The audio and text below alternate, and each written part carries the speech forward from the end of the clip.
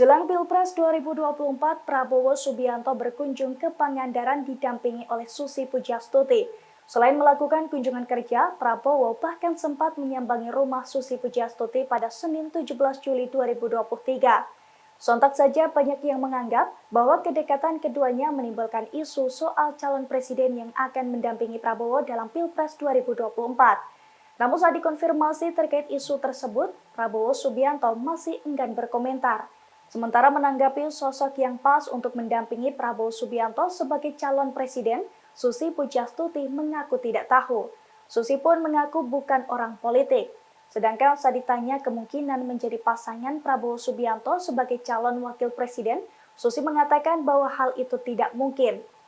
Diketahui sebelumnya, Prabowo yang didampingi Susi Pujiastuti itu tiba di Pangandaran dengan menggunakan pesawat kecil.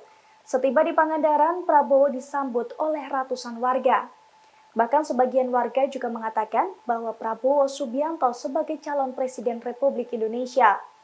Selain bertemu dengan ratusan warga dan para nelayan di Pangandaran, Prabowo Subianto juga melepas liarkan penyu atau tukik dan membiarkan bantuan mesin perahu kepada sejumlah nelayan.